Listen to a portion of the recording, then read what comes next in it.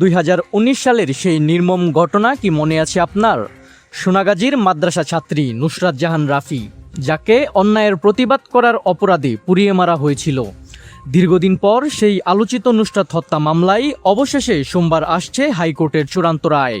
ফেনীর সোনাগাজীর মাদ্রাসা ছাত্রী নুসরাত জাহান রাফিকে 2019 সালের 27শে মার্চ অধ্যক্ষ সিরাজউদ্দৌলা নুসরাতকে শ্লীলতাহানির চেষ্টা করে এবং এই পরিপ্রেক্ষিতে অধ্যক্ষ এর বিরুদ্ধে শ্লীলতাহানির অভিযোগে মামলা করা হয়। অধ্যক্ষ তার অনুসারীদেরকে হত্যার প্ররোচনা দিয়ে নির্দেশনা প্রদান করে।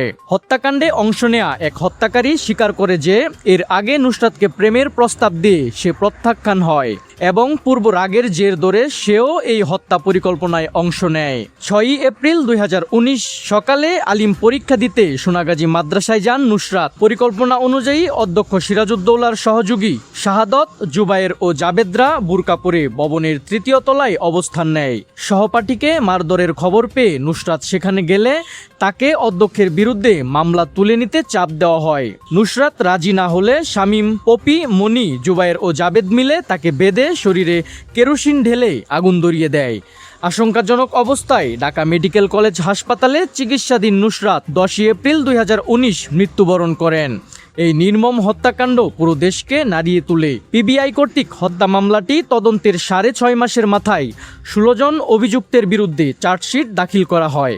আদালতের রায়ের পর এদের বিরুদ্ধে ফাঁসির আদেশ ও প্রত্যেককে 1 লাখ টাকা করে জরিমানা করা হয়। যদিও নুসরাতের স্বজনদের দাবি ছিল মামলাটি থেকে অনেক গুরুত্বপূর্ণ তথ্য লুকিয়েছেন তৎকালীন পিবিআই প্রধান বনজ কুমার এবং তার বিরুদ্ধে আন্দোলন করেন স্বজনরা।